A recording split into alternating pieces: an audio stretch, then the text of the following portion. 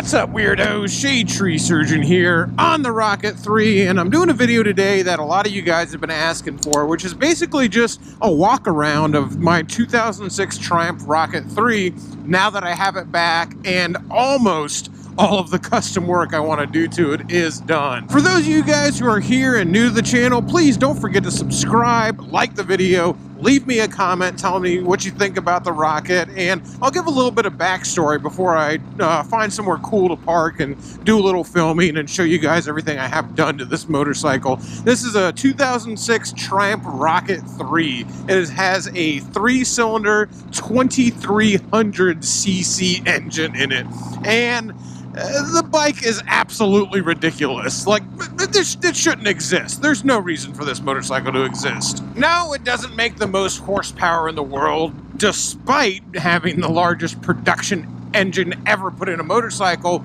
but I would be willing to bet that this motorcycle makes way more torque than any other motorcycle produced, at least in production. I'm sure there's one-off engines and crazy high-end motorcycles that might make more torque than this. Yeah, if you're gonna bring up a Boss Hoss that literally has a V8 car engine in it, yeah, that makes more torque than this motorcycle. But the Rocket 3, as far as bikes that you can buy right off the showroom floor, I'm pretty sure it holds the crown. And as I'm sure you can tell just from this cockpit right now, this bike is far from stock, so it's making a little bit more anyway.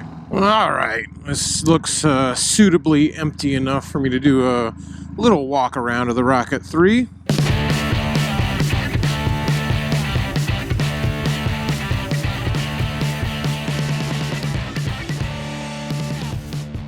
So as I mentioned before, this is my 2006 Triumph Rocket 3, 3-cylinder 2300cc, and I've had this bike, gosh, I think for coming up on almost 7 years now, maybe 7 years?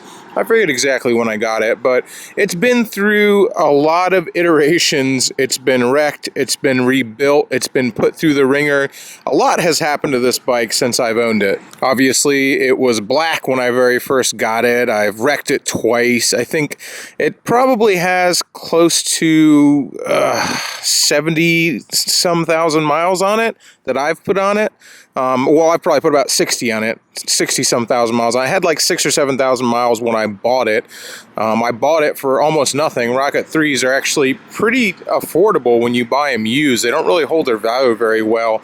I bought this bike for about $6,700. This bike, brand new, I think goes for 17 or 18,000 bucks. So, needless to say, if you're looking for a used Rocket 3, you can get them pretty cheap. Now, if I was to add up all the money that I have in this bike over the years with everything I've done to it and all the money I've sunk into it, you know what? I'm not going to do that. Though that's math I don't want to do, okay? And if anybody out there is watching this and you have custom vehicles, you don't do that math because it's very depressing. So, starting out in its latest iteration, this is everything I have done to this Triumph Rocket 3. The most obvious being I have the Carpenter race exhaust on it. This is a full-length exhaust system that completely replaces the stock system. If you've seen the stock exhaust on a Rocket 3, and I'll put in a picture right now, it is an iron manifold like you would find on a car. It's incredibly restrictive,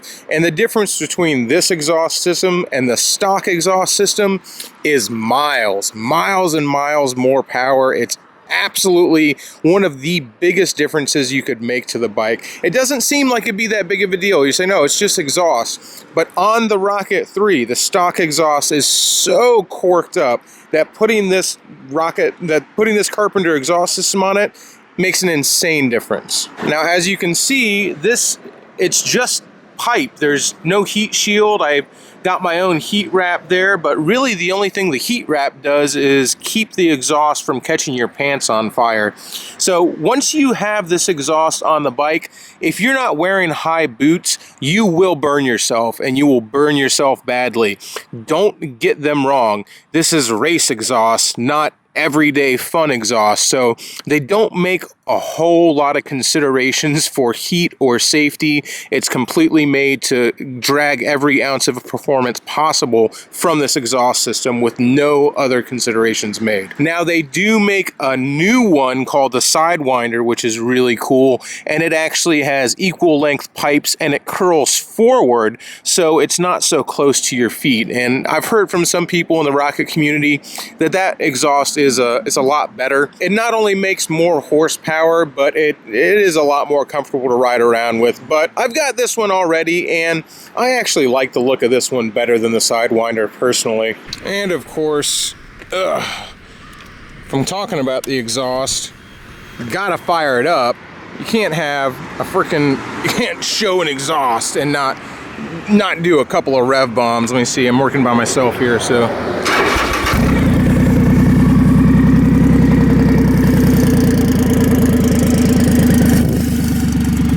It's loud, trust me, very loud.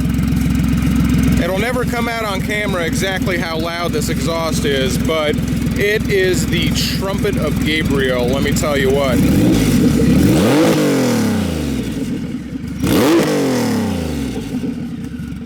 Moving over to the other side of the rocket, underneath the bear claw, I have a Ram Air airbox eliminator. So on the stock Rocket 3, like a lot of motorcycles, it has an incredibly restrictive airbox system that actually is underneath the seat. So if you see down here, I believe that's where it actually intakes air all the way down there before it goes all the way up through everything into the throttle bodies, which are right there. Obviously, as with most airbox elimination kits, underneath the bear claw, it completely gets rid of all that. Again, that makes a gigantic difference. Every little performance modification you make to the Rocket 3 just makes a much larger difference than it does on other motorcycles because this motor is so under stressed. So stuff like an exhaust and an airbox mod on this bike make a lot bigger difference than if you were to do them, say, on a sport bike. What a lot of people will do instead of doing what I did with the Ram Air is they'll take 3 individual K&N filters and stick them on top of the throttle bodies. That's a lot cheaper option, but what happens with that is now each K&N is drawing individually. With the Ram Air, it's one single piece with the foam filter all around it, so all the throttle bodies are drawing from the same area. And what that does is it creates equal volume. When you have 3 separate K&Ms, you can have unequal volume, and it's not the best, most ideal scenario. Although plenty of people have plenty of success with the K&Ns. Some guys will actually cut this part of the bear claw out so you can see them, and it does look really cool. One of the other things that I've done is I've removed the secondary throttle bodies. The Rocket 3 is equipped with secondary throttle bodies that basically act as a little bit of a horsepower governor in the first 3 gears. So they only allow, I think it's like 30%, or maybe they detract 30% of the airflow. They only open partially in the first 3 gears, but what you can do is you don't have to do anything with the computer. You just literally take the little screws out and just take those butterflies out. So the actuator arms for the butterflies are still in there, just the butterflies are gone. So it's trying to limit the power, but it doesn't. And let me tell you, night and day. Twisting the throttle in first gear on a stock Rocket 3 is already a life-changing experience. But once you have those throttle bodies removed, twisting the throttle in first gear, if you're not careful, you're going to hurt yourself. Obviously, with all this stuff done, I also have a Power Commander 5 hooked up to the bike, but that's about where the performance modifications end. I do want to get the Carpenter Racing piston kit. With that, it makes, I think they're claiming 260 horsepower to the rear wheel with their newest Carpenter Racing piston kit.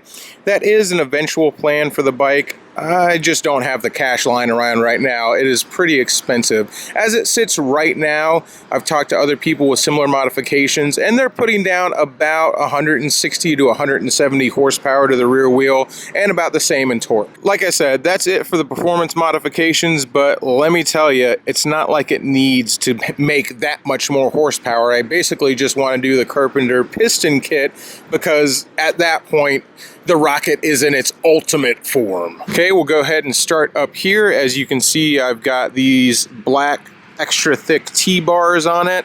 Extra thick. That just sounds nasty. Anyway, these are from a company called Thunderbike out of New Zealand, and they are made specifically for the Rocket 3. They do require the gauges to be modified. I've got, if you see down here, there's actually an extra piece of metal that makes the gauges a little bit lower, because on the regular handlebars, the gauges are above them, and on these, obviously, they are underneath them. Going with the T-bars allowed me to mount these mirrors underneath them, which I always think provides for a way cleaner look on the top of the handlebars. One slightly disappointing thing about these bars from Thunderbike is that they didn't come ready to be internally wired, and running your wires internally, to me, is one of the best, cleanest looking modifications you can do to a motorcycle. Just having a bike with just this spaghetti of wires running everywhere, it looks really crappy. So basically, the guys who I had do all the modifications to the bike, we drilled them. So basically drilled holes right in here and did run all the wires for the controls internally. And that's where these leather things come into play, because up here, this tube is welded in and it goes all the way in here. So you couldn't run them internally from here, which is where a normal bike or a normal internal wiring job would start. We had to start over here. So you didn't want these things hanging down. So in come these leather straps, which I think look pretty good. The jury's out on them. Some people hate them. I actually think they look great. And hey, that's the Rocket 3 in a nutshell. Half the people hate it, half the people think it looks great. So it's fitting with the theme to split it right down the middle. I guess worth noticing, just because I know some people will ask, these are the black on black Kurakin, however you say it, ISO grips, which actually are not the most comfortable things in the world. I just really like the way they look. And this bike is definitely a lot about form over function, trust me. Moving down here, obviously no Rocket 3s come with gold wheels, so these wheels have been taken off. They've been powder coated gold, along with this paint job, which is probably not going to come out on camera very well. This paint job was done by a very good friend of mine, Mo. Mo Colors is his company, and it's actually a pearlescent. You can't really tell in pictures, but a pearlescent paint job. It's got kind of a sheen, a shimmer to it, kind of like mother of pearl. So it's a lot like these gold pearlescent paint jobs you see on Cadillacs and Lincolns. It's a very subtle effect. And then, of course, it's got the gold racing stripe, which is also done in flake. All this is hand painted, like all these stripes, this border, the Triumph. There's no stickers here. There's no decals. This is all hand painted stuff by my man Mo, who is very, very, very good at what he does. And no, it's not the most obnoxious paint job in the world. In fact, most people would look at it and just go, well, it's a white bike with a gold stripe. Big deal. Big fucking deal. Who cares? But once you get a closer look at this paint job in real life, you realize the depth of it, and it is really, really something special. And it never shows up on camera, so all you guys watching right now are probably going like, big deal, you got a white bike with a gold stripe, whatever. Anyway, the white and gold motif is kind of a classic Triumph look anyway. After that, it's just been a whole lot of powder coating and painting. These are all powder coated and painting. There's kind of a two-tone black theme that we went with here, and all this work, by the way, was done by a place called the Ride Factory. I'll have a link to their website down below. Ride Factory, absolutely amazing people. They do regular work on bikes, but they also do custom jobs like this one. And so we did the two-tone black on black here. So half of it is shiny black, if I can get my camera's focus on it, and the half of it is this kind of wrinkle texture black, and it creates a really cool effect. So it goes throughout the entire bike, like you see down here. These right here, focus please. This is texture black, That's smooth polished black. Even down here on the bear claw, you can see the bulges on it are shiny black and the rest of it is textured. We can go over here to the fender supports. This is textured. The taillight bezel is textured. This we did in texture. And then going down here, these were all the controls and stuff like that. Oh, and by the way, these are, people ask about these floorboards all the time. Those are Triumph official accessories for the Rocket 3 that they don't make anymore. So if you want floorboards on your Rocket 3, I think basically what you'll have to do is order all the parts for floorboards from a Triumph Rocket 3 touring model and then fit them to your bike, because Triumph does not make these anymore. But the supports for them have been powder coated black, the shifter has been powder coated black, the kickstand got powder coated black. Same thing on this side, all this got powder coated black, and then the texture on this cover over the rear brake right here, then the lever is smooth. Some people don't like the texture look, but I think that kind of two-tone where half of it is smooth, high polish, and the other half is texture actually creates a really cool kind of subtle little look on the bike that I really enjoy, and some people will hate, and that's okay. And of course, that is the Ride Factory logo located in Ybor City, which I think was a really cool touch to go ahead and give a little shout out to them. This is where the horn goes, so this has a little cutout right there. Oh, I almost forgot. This is a custom front fender. So on a normal Rocket 3, the fender's longer and it's got this big, almost, it looks like a hood ornament on it. And it's just kind of old and hokey looking to me. It doesn't look very sporty. It doesn't look very smooth. So Mo Colors actually asked him to cut down this fender. So this is a cut down fender. He trimmed the whole front off of it and then bonded in all the little holes that were in there to hold on that front fender ornament. I'll cut in a stock Rocket 3 front fender right now. That way you can see the difference. It's not a huge difference, but it's subtle.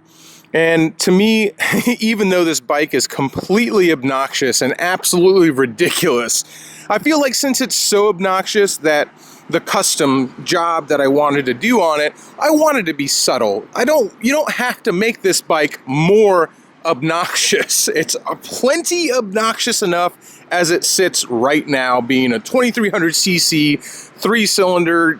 Like, look at this thing. This bike is ridiculous. It's the thing that should not be. So putting more obnoxious on an already obnoxious bike, which I don't have anything, there's nothing wrong with an obnoxious custom bike. I really wanted to go for more of a subtle, understated kind of theme than anything else, which is why really subtle paint job, all these little touches to kind of make it, everything's been touched on this bike. Everything on this bike has been modified. It's been off. This bike was down completely to the frame. The engine was out of it. You guys who are members of my Patreon will know all about it because you guys got to see the step-by-step process of everything that went in to making this bike what it is. But again, subtlety. If you could ever make a 2300cc bike subtle, that's what I'm going for. That is the walk around of my Triumph Rocket 3.